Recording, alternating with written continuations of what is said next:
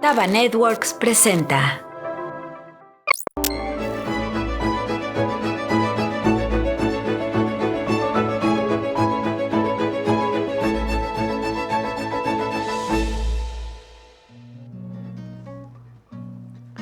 Personajes de sórdidos paisajes, considerados socialmente libertinos, porque rondan en sus ojos horizontes y en el alma portan peregrinos que deambulan por las noches como espectros y se juegan envolados el destino, caminando laberintos de concreto, dando al barrio un sabor así distinto,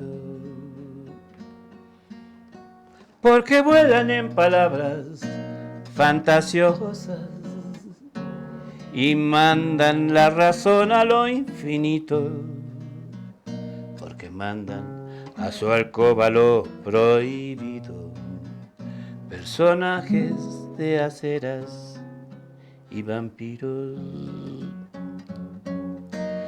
personajes de esquinas y de aceras que conocen la corbata en el vecino, reconocen en el alba su frontera y la amistad lo guardan entre lo divino, que gobiernan por las noches las tabernas y lo hacen mejor que los ministros, porque sangre lo que corre entre sus venas y en el rostro llevan lo vivido, porque vuelan en palabras fantasiosas y lanzan la razón a lo infinito, porque mandan a su alcoba lo prohibido. Personajes de aceras y vampiros.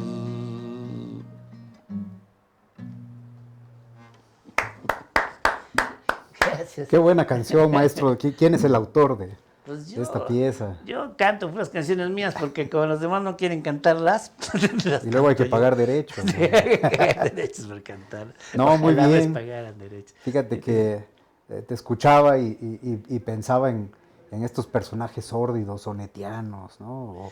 O en Pedro Navaja, caminando por la acera. Pues qué buena canción, man. Los que en los barrios rompen. Yo soy como de un barrio ahí sí, de clase media, arribita un poquito. Y esos son los que rompían la armonía, como los indecentes Claro. de cada barrio, ¿no? Los distintos. Los que reconocen, dices bien, en el alba su frontera. Sí, qué bonito. Sí, qué bonito. Sí. Pues bueno, estamos, quiero decirlo, pues con Danner González, con el que vamos a hablar de cosas muy interesantes, estoy muy convencido, porque además es un excelente narrador, muy buen escritor, es todo un amigo, lleno de anécdotas siempre, lleno de cuestiones de las que hoy nos va a comunicar. Para empezar, quiero decirte que me diste el libro, y sí. Mira cómo tiene la portada esta parte, como claro. Que alguien colocó el vaso allá. Así es. De una vez te resignaste que ahí van a colocar el vaso y de una vez que esté Fíjate la que marca. Es un diseño muy bonito que hizo nuestra jefa de edición y de diseño que se llama Pamela Robles, y desde acá le mandamos un caluroso abrazo y un agradecimiento porque ese diseño, que en efecto parece como que acabáramos de poner una taza de café, es sí.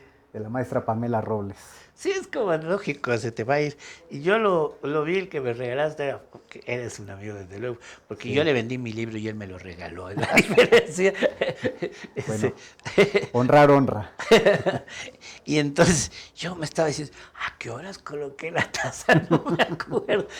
Y ahorita que lo vi hasta me equivoqué un poco. No, pues hombre. Sí, estamos con Daniel. Quiero decirte, no terminé. Cuando empecé a leer el libro, me dije, como que ya lo había leído, Pero me acordé que ya te había hecho una entrevista y me habías hablado sobre el libro, entonces lo narraste también, que Sí, ya sentí cuando lo empecé a leer, como que esta parte lo recuerdo, y dije, ah, no, es de lo que platicábamos en aquella ocasión platicábamos de que venía en camino ya. sí, de que se Bueno, estaba pues ya, haciendo el libro. ya es una realidad. Tienes un estilo. Yo siempre digo que a veces lo importante en la vida es llegar a tener un estilo, algo que te identifique, Así que es. diga eso es de fulano. Y manejas muy bien las palabras y quiero expresarte mi envidia porque fuiste a España becado. En cambio, yo todavía estoy pagando la deuda desde hace 30 años. Y la deuda, y no solo la externa. Esperaba que pasara al Fobaproa mi Sí, sí, deuda sí. por haber ido a Europa.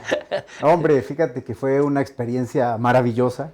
Yo tenía 25 años y es una beca que da la Fundación Antonio Gala. Antonio Gala es uno de los escritores más vendidos en España. Es como un rockstar y, Ajá. y bueno, es todo un personaje de la España postfranquista. Ganó el premio Planeta, si mal no recuerdo, en 1990 por una novela que se llama El manuscrito carmesí. Y bueno, pues hizo esta fundación para recibir a jóvenes en Córdoba, en Andalucía, que es una ciudad bellísima además. Yo me acuerdo que abría la ventana y desde allí se veía el alcázar y la torre de la mezquita catedral y el puente romano que tiene pues miles de años, ¿no? Entonces era una belleza y además lo gratificante y lo estimulante de esta beca es que convivíamos allí pintores, escultores, músicos, escritores desde luego, poetas, y Antonio Gala tenía esta idea de que la convivencia interdisciplinaria de escritores hace una fecundación cruzada, ¿no?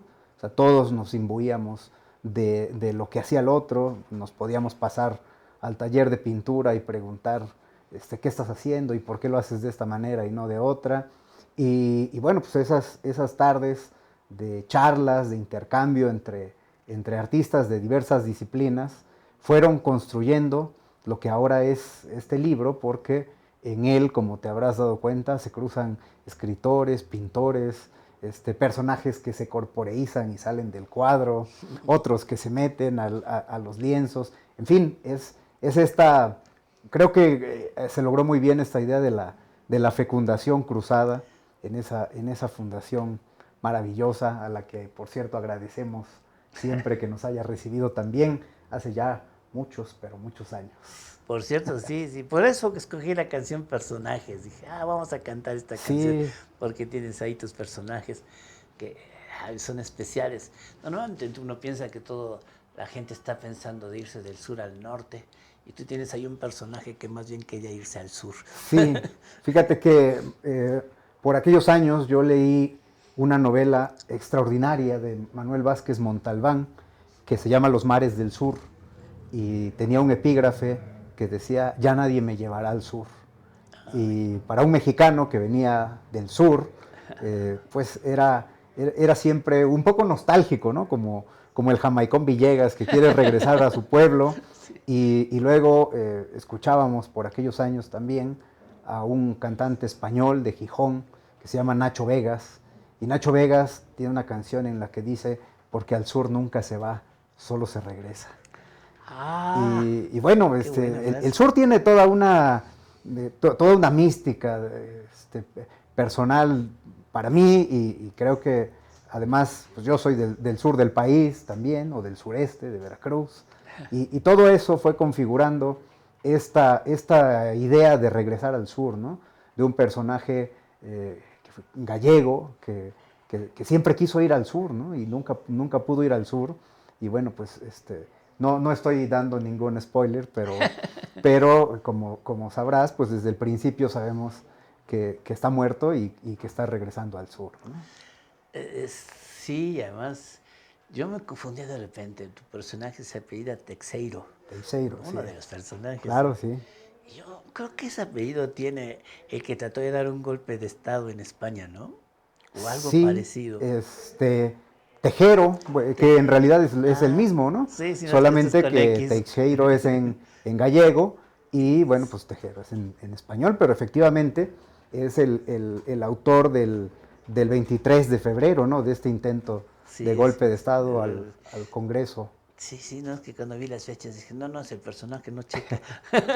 No, no, y menos habría yo osado En el carácter, desde luego, pero cuando empecé a escribir leer sobre eso. él porque, por cierto, Javier Cercas tiene una novela extraordinaria sobre ese momento que se llama Anatomía de un instante y es digámoslo así, el intento de desentrañar lo que sucede ese 23 de febrero cuando el coronel Tejero llega, pega un disparo y, y, además esto creo que vale la pena que platiquemos de eso porque cuando Tejero dispara solamente dice todos al suelo y todos los diputados se echan al suelo y solamente 3 permanecen en sus escaños.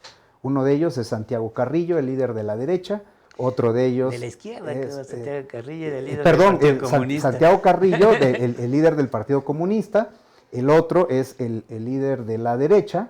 Y uno más es pues el presidente de España, ¿no? Y bueno, a partir de ese momento, Javier Cercas se pregunta por qué ellos deciden no agacharse, ¿no? Y es toda una declaración de intenciones. Y luego construye una idea sobre la ética, dice él, que tenemos una ética de la lealtad, pero no tenemos una ética de la traición. Y estos 3 personajes lo que estaban haciendo era construir el famoso pacto de la Moncloa, y para hacerlo tuvieron que renunciar a las posiciones de sus grupos parlamentarios y en su momento a ellos 3 se les llamó traidores, ¿no? Entonces es una novela extraordinaria que te recomiendo y a todos los que nos están Carrillo viendo. Puerto es un personaje. Yo no simpatizo con el comunismo. Sí. Yo siempre, ya aquí todos saben que yo me declaro socialdemócrata. Pero lo admiro, lo admiro. ¿Cómo no? El tipo está prohibido que entre a España, lo tiene prohibido, y entra vestido de mujer. Y en plena plaza pública, delante de todos, dice, soy Felipe Carrillo, y se quita la vestimenta, sí, en un acto de mucho, pero de mucho valor civil, que lo hizo siempre una persona... Santiago Carrillo. Admirable. Después vino Sí. otro personaje Exacto. también muy valiente que se apellidaba... Ay, ¿cómo se apellidaba este tipo? Que también fue el líder del Partido Comunista. Pero él sí fue de los que ya se expresó más a favor de lo que se llamaba el eurocomunismo, que era un acercamiento más bien al socialismo democrático, sí, que son personajes de ese momento tan importante, de Así una es. España que siempre está cooptada, me da esa impresión, ¿no? Bueno, cada país tiene sus propias heridas, ¿no? Y las de España están vivas, Sí. todavía duelen. La última película de Almodóvar se testimoniaba, ¿no? Este tema de los desaparecidos que acabaron en fosas comunes y a la orilla de las cunetas. Sí. Y bueno, nosotros no somos tampoco ajenos a ese sentimiento, ¿no? A heridas muy particulares que tardan, yo creo que pueden tardar a lo mejor hasta siglos en cerrar, ¿no? O quizá nunca cierren. Sí, en el libro voy a aprovechar para hacer publicidad. En el libro de la orquesta del sentimiento que nos une, que ahí no lo traje. Le preguntan al personaje que también vivió en España un tiempo, sí, que cómo son los españoles, y dice que hay 2 tipos de españoles. Unos que tienen el dedo chueco porque toda conversación termina en ¿cuánto? Y otros que tienen otro dedo chueco porque toda conversación es ustedes, la condena, ¿no? Sí, esa sí, España de 2, dicen, los españoles mismos tienen la broma de que cuando no se sabe cómo, pero cuando 2 españoles discuten hay 3 versiones. Sí, claro. Bueno, es muy parecida a la de los oaxaqueños, ¿no? ¿Tú sabes para qué se juntan 2 oaxaqueños? Pues para formar un nuevo municipio, maestro. Ya viste la de los oaxaqueños que todo lo enredan para empezar, sí, con el queso. Hasta el queso. Sí, Javier Cercas dice que los españoles, dice que es un español. Un español es alguien que tiene una teoría sobre la guerra civil o su versión sobre la guerra civil, ¿no? Entonces, sí, son heridas pues, que están enquistadas en la sociedad. Y un poco me perdí hace rato cuando te decía que leía a Manuel Vázquez Montalbán, que es extraordinario y que además se siente esta España que estaba llegando a la democracia, estaba tratando de adaptarse nuevamente a la república y que tenía un rencor, ¿no? La España de los 80s, pero además es extraordinaria porque, así como tú que eres un bon vivant, al comisario, al detective, perdón, de Vázquez Montalbán, pues le encanta comer bien y beber, y cuando te está describiendo lo que come, lo que bebe, se te antoja, ¿no? Quieres correr en ese momento a comer eso. Entonces, bueno, pues era un poco volviendo a la idea de cómo empezábamos, de los personajes, yo quería hacer un poco algo que hablara del sur, de nuestro sur, pero en ese momento en que estábamos viviendo en España y recorriendo España, y de eso va un poco esta novela con ese personaje Teixeiro, que es pues un escritor gallego que ha ganado todos los premios literarios, y por otro lado hay un pájaro de cuenta ahí que se llama César Matos, que es un tipo al que le han dado una beca, que no se parece en nada a mí, pero le pasan cosas muy parecidas, ¿no? Pues siempre dicen, toda historia tiene un tanto de realidad, ¿no? Así es. Entonces, si no, es imposible. Toda ficción es autoficción, ¿no? Imposible construir todo de la nada, ¿no? Siempre Sí, hay sí. un algo que sí fue cierto, que lo Así es. exageramos, que fue cierto pero lo exageramos, que ese es el Claro, chiste claro. de una buena novela, ¿no? Pues decir, pues, si lo que hace cómico, por ejemplo, es la exageración, cuando eres muy Sí, exagerado es risible, ¿no? así es. Y también lo hace Bueno, pues, didáctico. le pone uno sus toques pintureros, ¿no? Sí, Un sí. detalle monón ahí. Sí, entonces lo más didáctico son los Así es, extremos de lo mediocre, de lo regular. Y tú tienes una frase para que se me hace sin duda. excelente. Cuando dices es que mediocremente feliz. Sí, hombre. No permitirse de ser mediocremente feliz, algo así dices en tu libro que me gustó mucho. Muchas gracias. Está lleno de buenas frases. ¿Y cómo te fue ocurriendo? A ver cómo fuiste construyendo esta historia. Fíjate que por aquellos años, estamos hablando del 2009, cuando yo llegué a vivir a España, y se hacía una literatura fragmentaria en España. Agustín Fernández Mayo había triunfado con una trilogía que se le llamaba el proyecto Nosilla. La Nosilla, para quienes nos están viendo, es la Nutella, ¿no? Entonces, solamente que en España se llama Nosilla. Y entonces, ¿cómo un tipo que le había puesto a su novela el nombre de un producto de avellanas? Pues era una cosa muy descabellada. Y cuando tú leías la novela era todavía más descabellada y hablaba de micronaciones. Ahora incluso hay películas y series en Netflix sobre micronaciones, pero en ese tiempo poco se sabía que es una micronación, que tú decides que este espacio en el que estamos grabando, decides declararlo un día micronación independiente, y tú eres el jefe del Estado, ¿no? Y entonces, bueno, pues decides hacer una constitución y darle sus normas. Esto sucede en la vida real, y en ese tiempo pasaba en una de las novelas de Agustín Fernández Mayo, y un poco la literatura tiene que pasar por el tamiz del tiempo, ¿no? Antes de que decidamos si es buena o mala. Y por aquellos años estaba a debate el proyecto de la posmodernidad.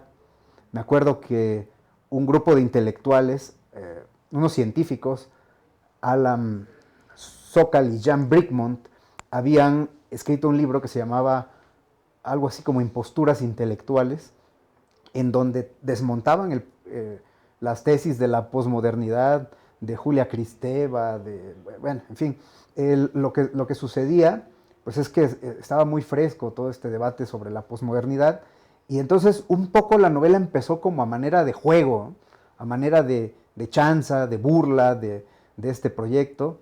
Y me acuerdo que además leí el libro de los pasajes de Walter Benjamin, y Benjamin me maravilló por miles de cosas, pero una de las que me pareció extraordinaria era una frase en donde Benjamin dice, perderse en una ciudad como se pierde uno en un bosque requiere de toda una educación.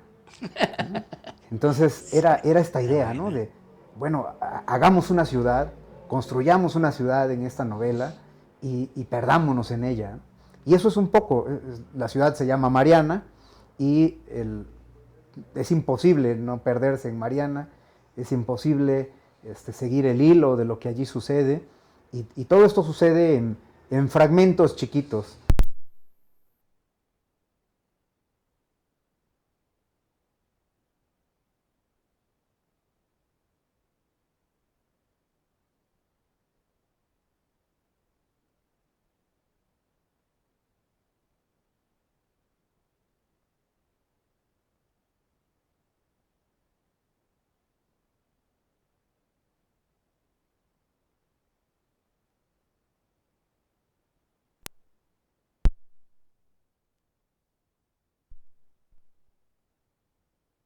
Bien hecha, yo digo, qué dificultad y qué reto hacer un guión en donde toda una comunidad son los personajes.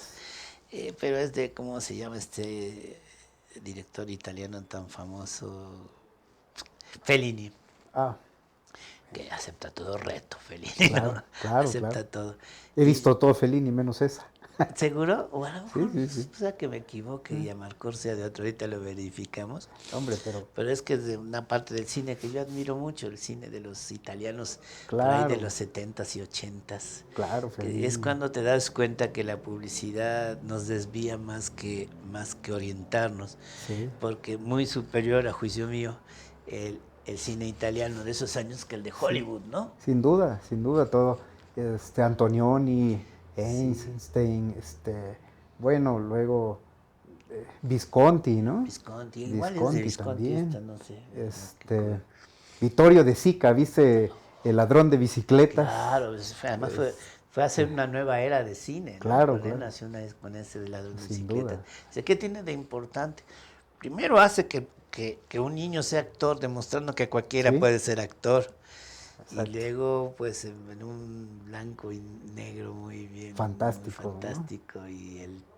Y el tema tan importante, dice uno, como absurdo que pueda haber tanta necesidad de una bicicleta. Pues sí, mira, hay condiciones de la vida Exacto. en donde una bicicleta era comer o no comer, ¿no? Pues mira, justo por esos años veíamos todo ese cine, el cine italiano, el cine el cine francés Sí, también. de Godard. Yo me acuerdo que Ahí lo mencionas, sí, es o- cierto. ocho y medio, ahora que estamos hablando de Fellini, ¿no? Sí. Un poco pudiera ser que también esa novela sea heredera de ocho y medio, ¿no? De qué trata ocho y medio? Pues de todo y a veces un poco de nada, ¿no? Este, eh, Hay un epígrafe ahí en la novela con el que abre, de Jasper Jones, que dice, el arte es hacer una cosa, después otra cosa, después otra cosa. Sí, ¿verdad? No hay un límite, no hay un... Sí, claro, ¿cuáles son los límites del arte o qué está permitido o qué no? ¿No? Sucede también un poco en la pintura ahora en las performances o en el arte contemporáneo, ¿no?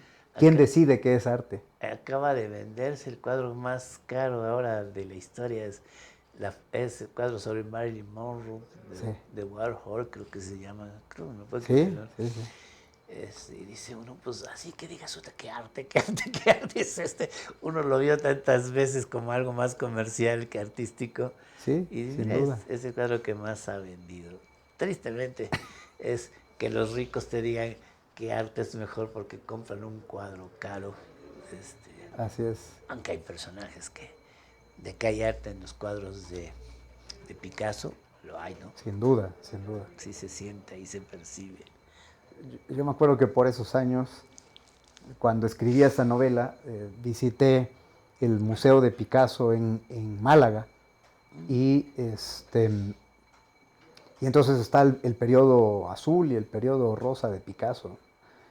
Y un amigo me contaba que el periodo azul no es azul por otra cosa, sino porque Picasso no tenía, alguien le regaló unos botes de pintura azul y no tenía otra cosa para pintar más que azul.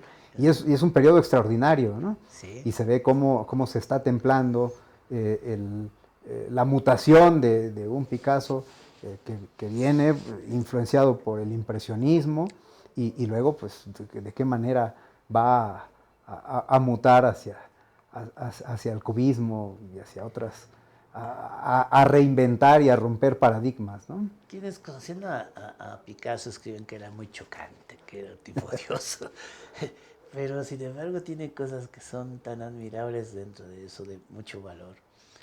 Cuando dicen que en París lo agarran los policías y le dicen, usted pintó eso, y le enseñan un cuadro, el famoso de Guernica.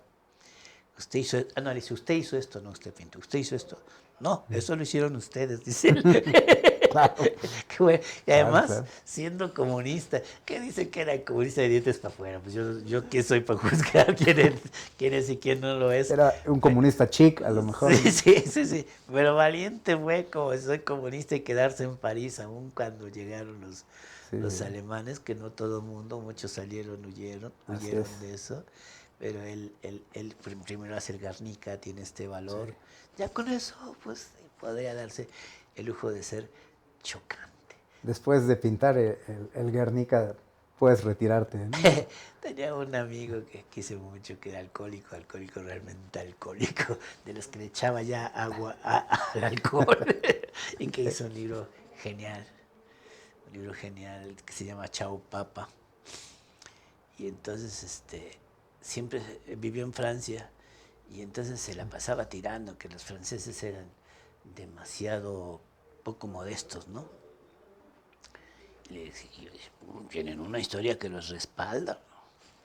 Lo que no entiendo es por qué son poco modestos los argentinos. ¿Qué quiere decirte? Que los respeto y los quiero mucho a los No, hombre, argentinos. Yo tuve amigos excelentes argentinos. Entonces, los argentinos y los uruguayos, que además también tienen lo suyo, ¿no? sí, Por sí, ahí sí. aparece en la novela un pintor uruguayo que para los efectos se llama Epígono Velázquez, ¿no? Ah, sí, sí, sí. Te iba a preguntar eso. Epígono no significa, yo te entiendo que epígono es como alguien que está fuera de su tiempo, ¿no? Que nace El fuera del epígono tiempo. es un alumno que además sigue la escuela de su maestro, ¿no? Ah, Entonces, por ahí también en la beca teníamos un compañero uruguayo que decía, y decía muy bien, que había que aprenderlo todo de Velázquez, que todo el arte eh, contemporáneo estaba en Velázquez, que solamente había que aprenderlo. Entonces, bueno, pues era un alumno de Velázquez que intentaba pintar un poco a su manera, y esto es un epígono, entonces por eso se llama Epígono sí, Velázquez. sí, sí, dice el nombre. Yo decía, es que esa palabra me recuerda. Yo tenía así como que epígono alguien que nace adelantado a su tiempo. Pues, Sí, como bueno, también. trata ahí, También puede ser, ¿no? Porque además el artista normalmente ¿no? es un adelantado a su tiempo, A ¿no? su tiempo, O es como decía justamente. García Márquez, que los loquitos mansos se adelantan al porvenir. Entonces el artista siempre es un loquito, unos más mansos que otros, ¿no? Pero un loquito al fin, adelantado a su tiempo. Claro, no se puede ser arte si no Sí, tienes un poco de locura, un sin poco... duda. Además, ¿qué es la locura que no ser distinto, ¿no? Así es. Finalmente. Y Así las es. vas poniéndote unos personajes muy, muy distintos. ¿Tienes esos amigos? ¿Sí existen tus amigos que Bueno, sales ahí los no narras? son precisamente mis amigos los que aparecen ahí, pero se parecen mucho, ¿no? ¿Y ya leyeron tu novela? Algunos sí. El que hace el prólogo, de hecho, Alejandro Díaz del Pino, es un poeta andaluz. Y bueno, pues él fue el primero en leer esta novela. Los demás ya la irán conociendo poco a poco. Que está muy bonita. A ver si antes de hacer un corte podemos leer eso. Sí, Que dice... Envenenados con los ecos de la gran literatura, los cuentos de amores posmodernos emplazan los encuentros y sobre todo los desencuentros de personajes desubicados, sensibles, mitológicos y satíricos. Qué bonito. Habitados por un mantra que atraviesa como un gran dago, dice, sí, dice una dago, gran daga, ¿no? gran, O algo así, una, como una daga, ¿no? como una daga. Como una daga, cada una de sus páginas. todas como es una trinchera a la que más vale llegar sin estragos. Toda cama es una trinchera a la que más vale llegar sin estragos. Ah, sí, toda cama.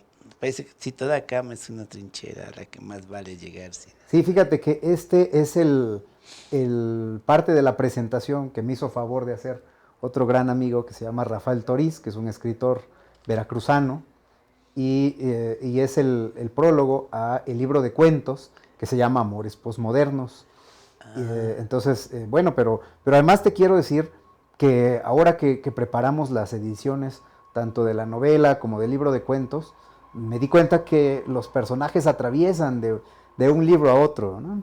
O sea, hay personajes en el libro de cuentos que aparecen después en Mariana, y hay personajes de Mariana que van, es esta fuga, ¿no? de personajes de un libro a otro que van saltando y que me parece que puede resultar interesante para el lector. A mí también me parece sí que le puedes dar vida a un personaje que guste que aparezca en otra historia, ¿no? A Claro, los personajes. claro, bueno, pues. Yo había hecho, no lo traje hoy, pero tenemos una revista que se llama Antojos Literarios, Sí. en donde empieza con un barrio incongruente totalmente, como suelen ser muchos de ellos, de gente que se cree lo que no es, ¿no? Decía que en el barrio de la nostalgia, que así se llama el barrio, la gente, el mayor temor que tiene es que lo rapten, no por lo que le vaya a pasar, por la violencia que se ejerza contra ellos, sino para que nadie se entere que no tienen para pagar el rescate. Bueno, sí, también. Sí. Es una manera de... Sí, sí, Es algo de qué preocuparse, ¿no? Sí, estás describiendo a un barrio y luego esos mismos personajes siguen dándole vida a los cuentos. Aquí hay un poco de eso, de tus personajes, y aquí está César Matos. Sí, ese César, no sé, sí es Matos, ¿no? Matos. Porque se me hace curioso, que yo lo sentía como, más bien como colombiano, pero... Bueno, creo que atraviesa las fronteras, ¿no? Puede ser mexicano, colombiano, Sí, un de esa patria latinoamericano. común que es Y, América Latina. y mencionas por ahí el Centro Pompidou, por ahí lo Claro, mencionas. claro, que además es extraordinario, ¿no? Pues ahí en el Centro Pompidou nos reuníamos alguna vez, yo fui por ahí, los latinoamericanos, hasta que llegamos a un acuerdo. Hablar lo más cerca del español posible, teniendo, en vez de decir el camión, el autobús, porque camión entre los españoles es el que lleva material, es el materialista que decimos nosotros. Sin duda. Entonces yo cada que decía el camión, todos estaban pensando si era un camión de carga lo que estaba esperando. Y además cuando los españoles dicen que van a coger el autobús, uno se pregunta, ¿cómo va a suceder eso? ¿Qué degeneres este? Pero este tema es avanzado. No creo que sea muy placentero este asunto. Bueno, sí, el español es tan distinto, ¿no? Cabe, cuando un extranjero estudia español, cabe preguntarse qué español estudió, ¿no? El de España, el de Argentina, el de... No, me acuerdo que llegamos al acuerdo de decir bolígrafo, porque el estilógrafo, ¿qué es eso? Sí, la pluma. Se reía. Sí, claro. ¿Cómo que la pluma? Y tenía un amigo español que decía, ay, estos mexicanos. Pasa mucho incluso en las traducciones. Se quedaron atrás diciendo la pluma, pero para corregir lo que se atrasaron dicen que es pluma atómica. Sí, se me hace muy simpático, para corregir lo atrasado y es pluma atómica. Claro. Sí, y era en ese centro que mencionas. En el Centro Pompidou, extraordinario, ¿no? Yo me acuerdo que me causó mucha impresión estos cuadros de Ad Reinhardt que pinta negro sobre negro, ¿no? O no recuerdo si es Malevich que pinta blanco sobre blanco, ¿no? Y entonces pudiera parecer una tomadura de pelo. Y dices, bueno, pero ¿qué es el cuadro? Es negro sobre negro.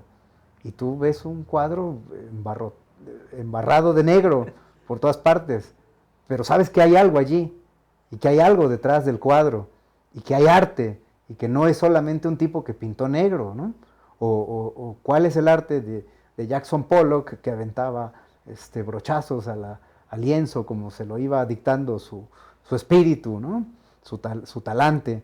Entonces, mucho de esta subjetividad aparece también en esta novela. Por ahí, ahora que se hicieron algunos materiales promocionales, hay uno que dice que es la novela andado el siglo XXI, algo más que una tomadura de pelo. Creo que es parte de ese debate, ¿no? De cuáles son las fronteras de la novela, porque además es un libro que cruza géneros periodísticos, de repente tiene dos partes y un interludio, y en el interludio, si no has llegado hasta allá, te cuento que se plantea una sociedad secreta, que es una suerte de cofradía que adora un gran gato, ¿no? Sí, sí, sí, Y sí, entonces, sí, sí. pues, y bueno, pues no estamos haciendo nada nuevo. Cervantes lo hizo en la novela de novelas, ¿no? Que es El Quijote, y tiene cuento, y de repente tiene un poco de ensayo, en este caso, de Mariana. En fin, es un libro alebrije, un poco que...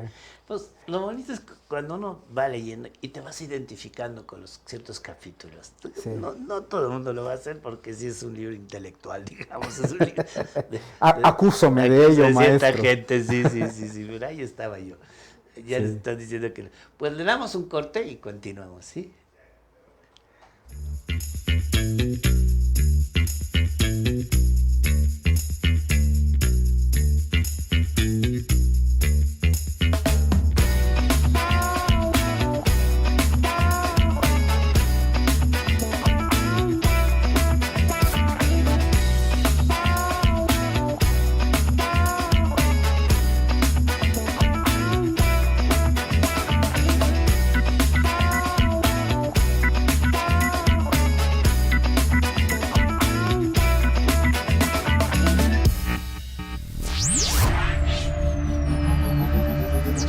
En Taba Networks, conectamos contigo. Bueno, nos desorientamos con el tiempo para variar. Y decías de la cofradía del gato. Me hiciste recordar, te decía que uno lee el libro y se va y uno identificando con estos capítulos, ciertas partes. Nosotros estábamos haciendo una cofradía y me gustaría escribir un libro sobre eso, que se llamaba La Cofradía del Salmón Etílico. Suena muy interesante. ¿Y por qué el salmón etílico? Porque andábamos contra la corriente con tal de echar la hueva. Lo de hacer las cofradías y demás, que aquí también está explicado muy sabrosamente. Pero ¿qué más les digo? Tú cuéntanos entonces, antes de que se nos acabe el tiempo, ¿dónde pueden encontrar el libro? ¿Dónde lo pueden comprar? ¿Qué precio tiene? La información que nos quieras dar. Con mucho gusto, pues el libro pueden encontrarlo en todas las plataformas para quienes leen en libros electrónicos. Pueden encontrarlo en Amazon, en Apple Books. Está ya también en algunas librerías. Si gustan seguirnos en nuestras redes sociales, que me encuentran como Danner González. Allí estamos dando información sobre dónde pueden encontrarlo, en qué librerías va a aparecer. Y antes de que se nos acabe el tiempo, permíteme compartir con la audiencia de este programa que el 3 de junio estaremos presentando esta novela en el Museo de la Ciudad de México, que está ahí en Pino Suárez 30, en el centro histórico, que es un extraordinario palacio de los condes de Calimaya, y será el 3 de junio, en el Museo de la Ciudad de México, a las 7 de la noche. Las y los esperamos a todos. Ojalá que nos veamos, porque va a ser un programa bellísimo en donde vamos a contar con una cantante de jazz, luego tu servidor va a hacer una lectura y luego vendrán los comentaristas que dirán lo que a su juicio convenga. Pues yo quiero decirle que yo decía, tengo que leerlo, pues tengo mucho que hacer, tengo que leerlo. Ya me puse a leerlo y ya no quería acabarlo, porque se va entreteniendo, te vas metiendo. Se lee muy rápido. Además está explicado de una forma muy rápida, muy ágil, no pesa, pues no es un libro que pese. Y yo siempre admiro a la gente que tiene esa capacidad, así que te la manifiesto. Pues muchas gracias. Sabes escribir con agilidad, entretenido, usas muy bien las palabras, tienes palabras a veces muy cortitos, esto que dice, qué bendición hay en lo azul, nunca imaginé que lo azul pudiera ser tan azul. Y justamente estamos acá hablando de Nabokov, si de, no de- me equivoco. sí, de Vladimir Nabokov. Así Y es. justamente estamos hablando del azul de Sí, claro. Picasso, mira, Claro. es como todo se presta. Y pues que queremos, bueno, ya hablaremos un poquito de nuestro libro de la Orquesta Filosófica. Y les voy a contar una historia antes de que se me vaya el tiempo. Estamos haciendo convenios para que la gente acepte, ya un cine lo aceptó. Que puedan entrar con credenciales de la Orquesta Filosófica. Miren ustedes qué bonitas están nuestras credenciales de la Orquesta Filosófica. Estamos en junta para ver cómo le hacemos. ¿Le acercamos? Sí, ya. ¿Me paro y lo acerco? No, tú tienes zoom suficiente, ¿eh? ¿Sí? De todos modos quedamos. Y ya logramos que el cine Tonalá, pues con esta tarjeta puedan ustedes entrar. Maravilloso. Y estamos buscando otras ofertas. A ver si conseguimos que nos des un descuento con tu libro a quienes tengan esta credencial. Por se supuesto. puede. Y además Buscar vamos a otras dejar más. estos dos ejemplares de la novela para que la Orquesta Filosófica lo Decide a pues, quién se lo merece. decida quién se lo merece, o ya ustedes deciden si a la audiencia o cómo le hacen ustedes. Pero aquí están estos dos ejemplares, porque además estoy, como siempre, muy agradecido de estar contigo, René. Pues qué bueno. Muy contento. Qué bueno. Además, la pasamos muy bien cuando nos Claro. encontramos de vez en cuando. Nos la pasamos bien. Y bueno, también quiero avisar que el libro El Sentimiento que nos une, pues está a la venta en www.forolorquestafilosófica.com y también está en Amazon. Aunque luego me explicas, porque en Amazon tenemos unos problemas para que nos paguen terribles, no nos llega. Bueno, yo no he visto nada todavía de Amazon, Sí, así que sí.